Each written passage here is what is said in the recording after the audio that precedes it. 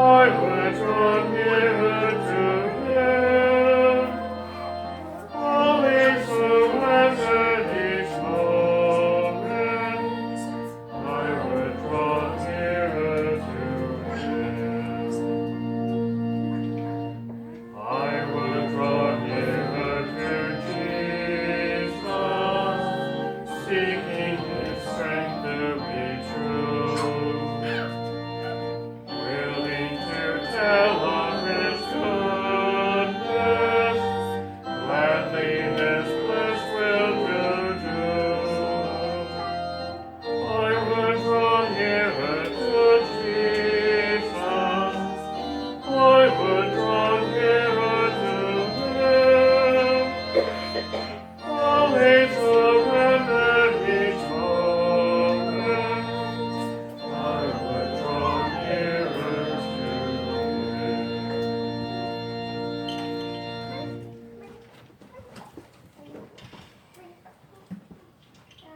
Everybody has a favorite food. There's a certain food that makes them feel like they're really eating a good meal. You feel like you're really eating that when you have a good meal there. All right? So think about your Thanksgiving meal. Would it be complete without potatoes? Would your Thanksgiving meal be complete without potatoes? What do you think? No. All right. Would your Thanksgiving meal be complete without turkey? I can say yes because I'm vegetarian, but I know for many, no. That's by definition what makes it a Thanksgiving meal. How about complete without the holiday or dinner roast? Peas. Can you do without the peas? Yes. Yeah, okay. All right. No problem there for some. Okay. How about the cranberry sauce? Most definitely can do without that. Can't do without Too that. bad. Yeah, so for some of you feel like, no, that's an extra that you don't really need, all right? For us, we have pizza on Thanksgiving. You know, if we have lots of time, then we can work on making a crust and make our own pizza. And if it's been a busy season for us, then that's okay. It's just pizza, and we can quickly arrange for that. So that's what we do on Thursday. Sunday is when we do a bigger Thanksgiving meal. But you know, there's some food that you just really want to eat. There's some things that you really want to eat that. Look at Numbers chapter 11. We'll read through the story here in Numbers chapter 11 today. We'll start with verse 4. Numbers 11 verse 4. You know, sometimes you just get that feeling you just really want to eat that. Well, here it is, Numbers 11 verse 4. The mixed multitude that was among them fell a-lusting, and the children of Israel also wept again and said, who will give us flesh to eat? I know here in the King James Version it says lusting. The meaning for that is had a great craving. Had a great craving. Very intense, but not necessarily evil. Just a great craving. Very intense, but not necessarily evil. And look what they're asking for. They're not asking for a bad thing. By definition, they're not asking for something that's evil and sinful. They're not asking for a bad thing. Their problem is they're just tired of bread. Just tired of bread. This manna here, they've had enough of that. You know, their bread was sufficient, right? The manna that they got was sufficient. That's all that they really needed. In all those years in the wilderness, nobody ever starved to death. That was all that they needed. Verse 5. Here they said, we remember the fish which we did eat in Egypt freely, the cucumbers, the melons, the leeks, the onions, and the garlic. This is all cheap food. Because they're in Egypt, the Nile River, the Mediterranean Sea right there, plenty of fish. Easy to grow these other things here, leeks, onions, garlic, melons, cucumbers. That's all cheap food. Not asking for anything expensive. This is all cheap food for poor people. They were slaves in Egypt, right? So it's not that they could afford something expensive, and they're not thinking in their minds, oh, we want, and they had something expensive in mind. They just remember the cheap food that they had before. When I was in Korea, I was talking with a friend of mine, Jairus. Jairus and I had arrived in Korea at the same time. We'd gone through orientation together, and it was a few months later that we had met. And so Jairus and I, we were talking about Western food, things that we were missing. things that we could eat in Korea, we were eating, but things that we were missing from Western food. And Jairus said that what he really wanted was rice and beans. He could have rice every day in Korea, but rice and beans cooked in a certain way. Some cultures have a certain way of cooking rice and beans, and that was what he really wanted. Rice and beans, that's not expensive. That's poor man's simple food. Not expensive, but that was what he was really hungering for. He wasn't getting that in Korea. Verse 6. Numbers 11, verse 6. But now our soul is dried away. There's nothing at all beside this manna before our eyes. There's only one ingredient for their food. Only one ingredient that they have for their food. That's the way they make it sound. But the reality is they actually have a few seasonings and a few other little things that they can add. They're out in the forest, scrub bushes. It's not just pure desert sand like some pictures. So there's a few little things that may be out there, just a little bit of seasonings and some other things that could add to that one ingredient. If you have one good ingredient, it doesn't take much that you add to it to suddenly pep it up a little bit, to make it exciting, to make it different, to make it interesting. I remember my parents received a gallon of soybeans from a church member. He lived there on his house surrounded by farm land, and the farmer had harvested his soybeans and had left plenty of them behind. So they're here and there, and he had gone out and gleaned the soybeans. And so he had lots of the soybeans, and he put a gallon of dried soybeans in an old milk jug and gave that to my parents. And we said, thank you. And we didn't know what to do with them.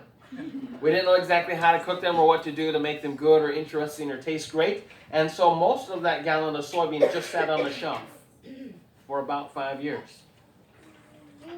But I remember after Sunny lived there, I married her, and she had come, and she knew about Korean food, and she had a recipe for BG jjigae. And BG jjigae is made mostly from soybeans with a little bit of kimchi and a few other seasonings in there, and that gallon of soybeans disappeared so quickly. With the BG jjigae, we loved that, and very quickly it was gone too soon. We're looking for another gallon of soybeans. So quickly, one ingredient gone because of a little bit of seasoning and things added to it. Verse 7 and 8 here. The manna was as coriander seed, and the color thereof as the color of bendum. And the people went about and gathered it, ground it in mills, or beat it in a mortar, baked it in pans, and made cakes of it. And the taste of it was as the taste of fresh oil. Easy to eat, easy to cook, and flexible. This was one great ingredient. If you're just going to have one ingredient, this was a great ingredient to have. Keep your finger here. We'll come right back to Numbers 11. But go to Exodus chapter 16. Exodus chapter 16 has a little bit more description about this one ingredient that they have. And it's a very good ingredient. Exodus chapter 16, I'll read verses 14 and 15. Exodus 16, verses 14 and 15. When the dew that lay was gone up, behold, upon the face of the wilderness, there lay a small round thing, as small as the hoarfrost on the ground. And when the children of Israel saw it, they said one to another, It is manna, for they wist not what it was. And Moses said unto them, This is the bread which the Lord has given you to eat. So every single morning, there was manna on the ground. That means every day there was a miracle. Every morning they could get up, they could look out there on the ground, and there was a daily miracle for them. Verse 31. Exodus chapter 16, verse 31. Exodus 16, verse 31. The house of Israel called the name thereof manna, and it was like coriander seed, white, and the taste of it was like wafers made with honey. That's one very good ingredient. Tasted great. And they got it every day. Back to Numbers chapter 11. Numbers chapter 11. Looking now at verse 10. When Moses heard the people weep throughout their families, every man in the door of his tent, and the anger of the Lord was kindled greatly, Moses also was displeased. This was a pre-arranged, organized plan.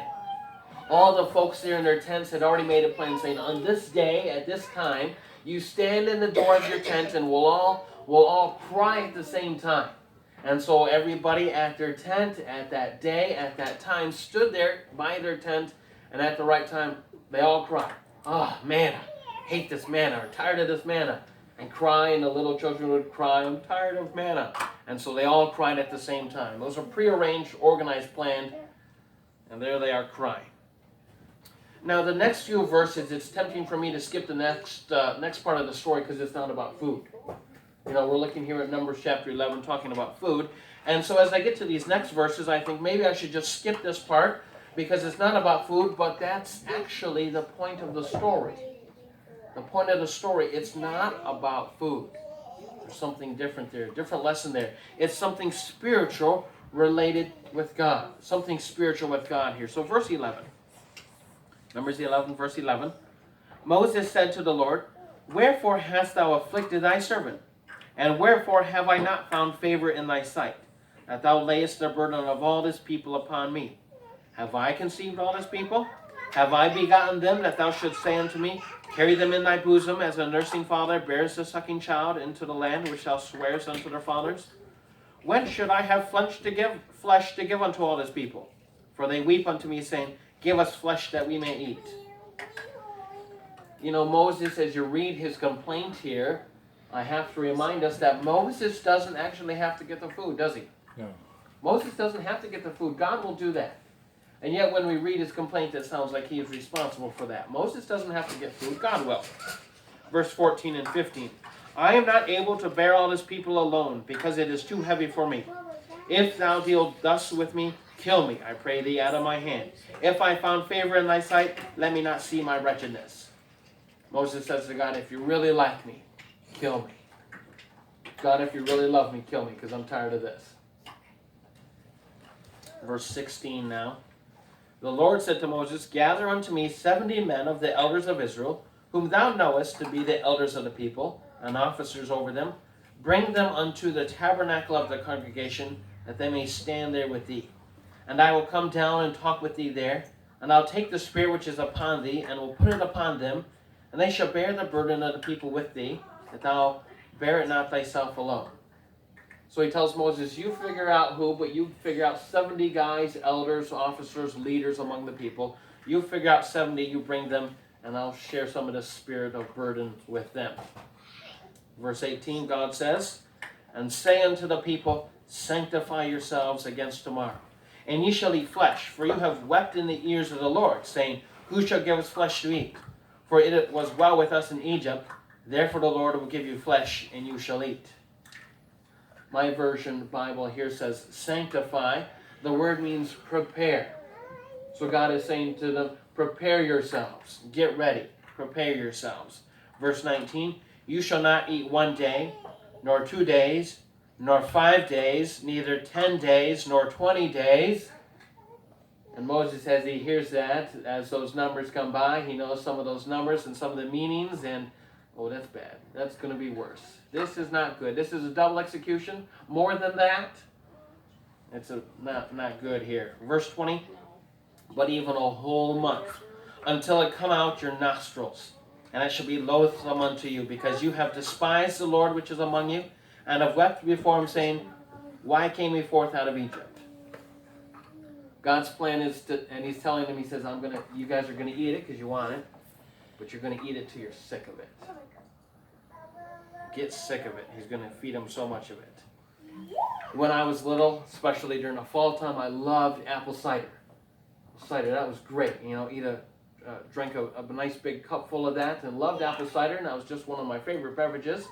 And so my dad at school, he saw that at my school they were having a fundraiser, and the kids in the upper grades, they were selling apple cider as some kind of fundraiser. And so my dad thought, hey, if they're going to sell apple cider at this low of a price, Mac drinks this much, I'd better stock up. And so he bought 8 gallons of apple cider. Now, of course, I couldn't drink 8 gallons of apple cider right away, and so my dad put a lot of the gallons, I think he put all 8 gallons in the freezer, and maybe had a few more for some time later. So as those 8 gallons of cider went into the freezer, you know if you freeze something, it expands. And so he couldn't put the whole gallon of cider into the freezer. He opened the top and poured a cup for me, and then put the lid back on and put it in the fridge, put it in the freezer there. And I happily drank that cup of cider because that was great. And my dad had another one and just, opened up the top and poured a cup off the top so it could freeze and have enough room for that. I drank that next cup of cider, and quickly my dad just went through the gallons of cider, pouring off a cup off the top of each one, and I quickly and happily drinking down the apple cider, and my dad put all 8 gallons of cider right there into the freezer. Those 8 cups of cider was too much, too quick. And very quickly, almost as soon as Dad had put the last one in and I drank the last cup of cider, I realized my stomach hurts. Ooh, really bad. No, that's really bad. And I went into the house and laid down on the sofa. And I remember it was quite a while in the afternoon, kind of curled up and not feeling very good, and it was pretty painful. Apple cider still tastes really good, but I only drink a little tiny bit of it now if I ever have it. People offer it to me, and I often say, well, I think the cranberry juice looks pretty good. It tastes great. I just can't drink much of it. Something happened. I ate too much of it too fast. And even now, it still scares me a little bit when I have cider. And that's the plan right here. So Numbers 11, verse 21. Moses said, the people among whom I am are 600,000 footmen, and thou hast said, I will give them flesh that they may eat a whole month. So it's, 2-3 million people, maybe more. Shall the flocks and the herds be slain for them to suffice them? Or shall all the fish of the sea be gathered together for them to suffice them?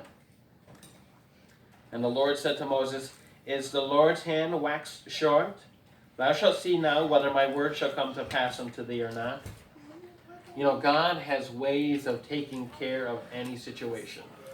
Regardless of what the situation is, God has ways of taking care of it. Verse 24. Moses went out and told the people the words of the Lord, and gathered the 70 men of the elders of the people, and set them round about the tabernacle. And the Lord came down in a cloud, spake unto him, and took of the Spirit that was upon him, and gave it to the 70 elders. And it came to pass, when the Spirit rested upon them, they prophesied and did not cease. But there remained 2 of the men in the camp. The name of the one was Eldad, and the name of the other Medan. And the Spirit rested upon them, and they were of them that were written, but went not out unto the tabernacle, and they prophesied in the camp. So Moses had put their names on the list of 70, but they didn't go to the temple like they were supposed to. Verse 27, there ran a young man and told Moses and said, Eldad and Medad do prophesy in the camp. And Joshua the son of Nun that served on Moses, one of his young men answered and said, my Lord Moses, forbid them. And Moses said unto him, enviest thou for my sake? Would God that all the Lord's people were prophets, and that the Lord would put his Spirit upon them. And Moses got him into the camp and the elders of Israel. Moses has more help now. He's got the 70 elders, so he has more help now. But God was all the help that he needed. God was all the help that Moses needed. Here's the key point.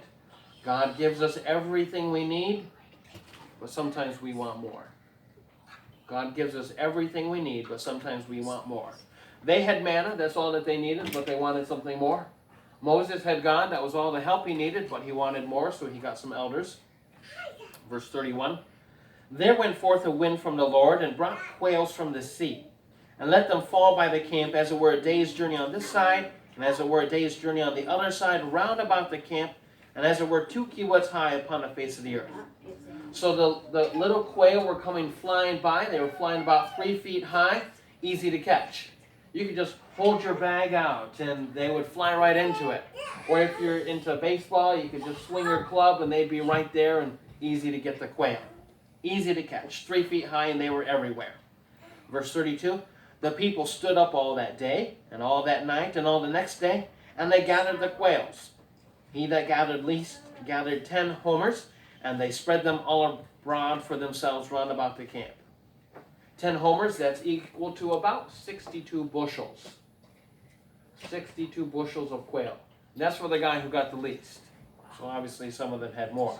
They can't eat all that right away fresh, and so they spread it out afterwards, set up some racks, and dry them. So they could dry the quail, and that way they'd last a whole month. Dry the quail that way there. Verse 33. While the flesh was yet between their teeth, ere it was chewed, the wrath of the Lord was kindled against the people, and the Lord smote the people with a very great plague. And he called the name of that place Kibroth Hattaavah, because there they buried the people that lusted. You know, some people got sick, some of them had a fever, and others of them died. Were they thankful for what they had? Not the manna. If they weren't thankful for the manna, would they also be thankful for the quail? Maybe they weren't thankful for the quail either. They were in rebellion against God. Let's get a few more details about this story from some other places. Go to Psalm 106. Psalm 106.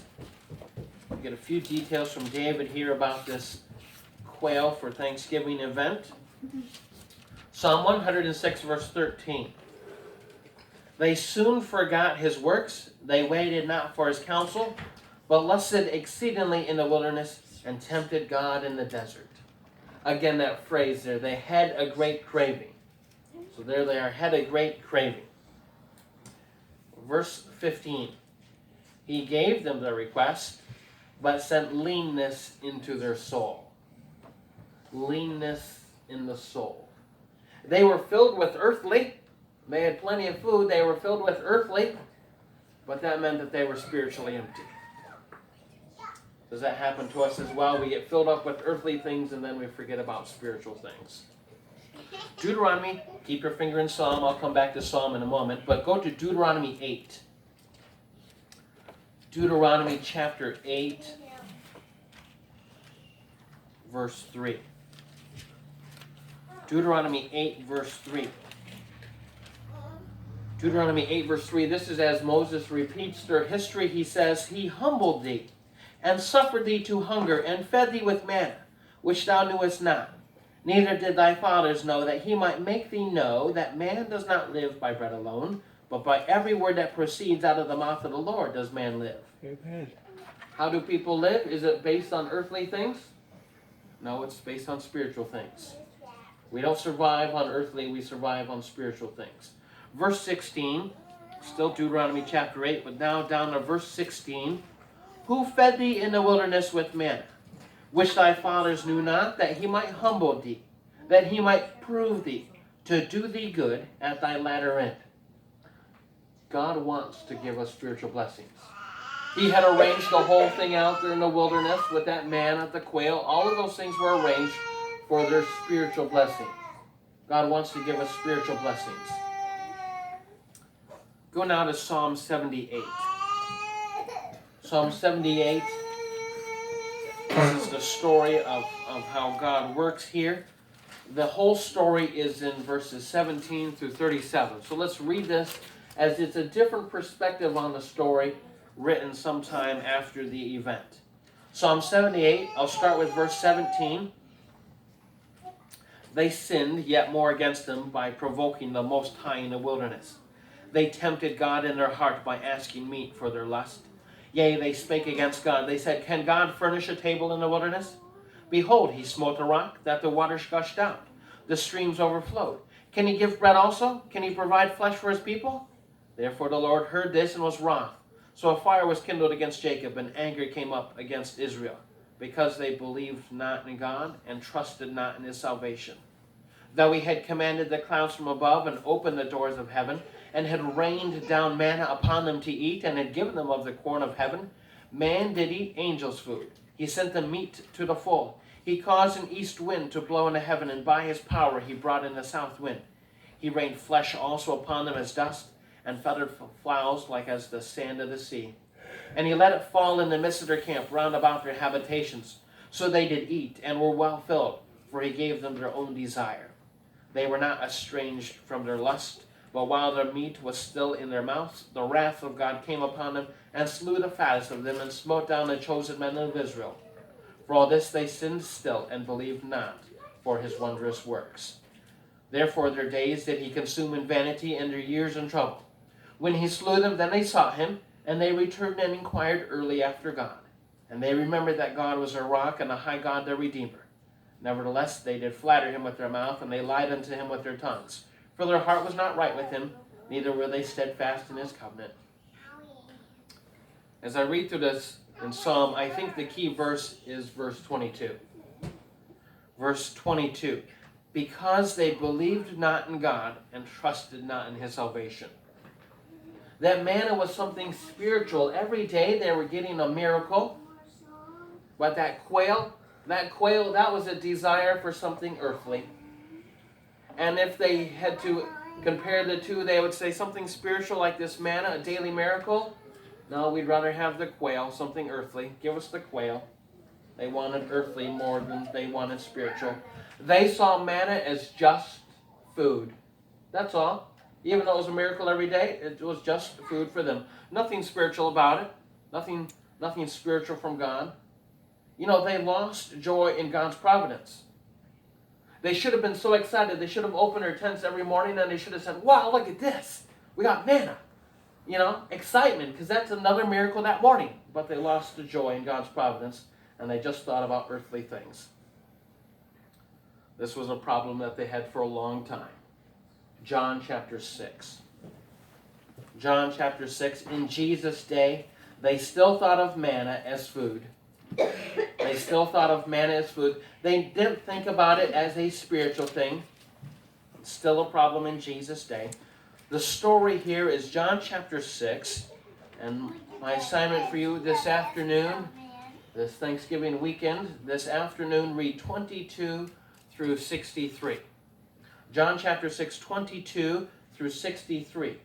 The whole story there is all about the conflict that they have between manna, something spiritual, and thinking about food, just regular earthly things. I'll read a few verses for you here. Verse 30. Verse 30. This is after Jesus has fed the folks out in the wilderness. He's fed them food and has done a miracle of feeding the 5,000 people here. And so there they come looking for him, and they said thereof unto him, what sign therefore, what sign showest thou then that we may see and believe thee? What dost thou work? They were saying to Jesus, essentially what they were saying to Jesus is, what can you do that's so special? What can you do that's so special? Verse 31. Our fathers did eat manna in the desert, as it is written, he gave them bread from the heaven to eat. For them, they point at themselves and say, you want something special? We ate manna. That's special. Verse 32. Jesus said to them, verily, verily, I say unto you, Moses gave you not that bread from heaven, but my Father gives you the true bread from heaven. Jesus is telling them, no, not food. We're talking about something spiritual. They still don't get the lesson. In their mind, they're still thinking, we got food. We got food. And Jesus is telling them, no, you missed the lesson. You got something spiritual every day. Verse 33. For the bread of God is he which comes down from heaven and gives life into the world. This is something spiritual. Verse 41. The Jews then murmured at him because he said, I am the bread which comes down from heaven. Verse 42. They said, is not this Jesus, the son of Joseph, whose father and mother we know? How is it then that he says, I'm come down from heaven? When Jesus says he comes down from heaven, he's talking about something spiritual, and they think, no, we know his mom and dad. There's nothing special about that. Well, that's an earthly connection there that they're making. So they have this earthly thinking. Verse 47 and 48. Verily, verily, I say unto you, he that believes on me has everlasting life. I am that bread of life. Clearly, that's something spiritual. Verse 49. Your fathers did eat manna in the wilderness and are dead. That's food. That's earthly stuff. What good did it do them? They ate bread. They ate manna from heaven. Still died. Didn't do them any good, did it? Verse 50. This is the bread which comes down from heaven, that a man may eat thereof and not die. That's something spiritual. I am the living bread which comes down from heaven. If any man eat of this bread, he shall live forever. And the bread that I will give him is my flesh, which I give for the life of the world. Clearly, that's a spiritual verse, right? Verse 52.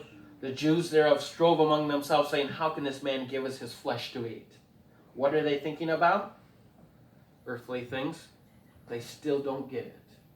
They still don't get it. Jesus is talking about spiritual things, spiritual lessons for them, and they're thinking about earthly things. They didn't get it. Do you get it? God is trying to adjust each one of our priorities from earthly things that we think that's important, that's a priority. God wants to change that, and He's trying to adjust our priorities to something spiritual. Amen. Whatever we have, whatever it is we want, the most important thing is a relationship with God. A relationship with God, that's something spiritual, but that's where real life is. Our closing song is number 308, Woolly Thine. Will we consecrate our life, ourselves to God spiritually, or do we just think about earthly things? 308.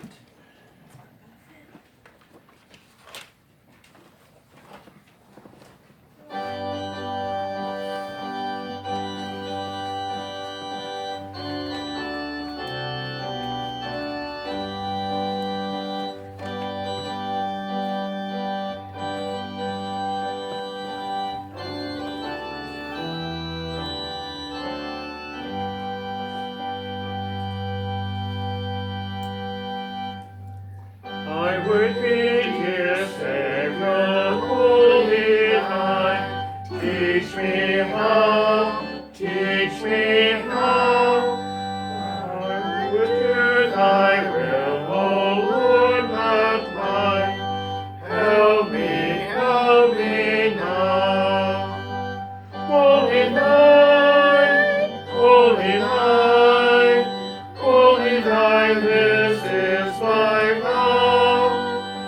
Holy thine, holy thine, holy thine, O Lord, just now.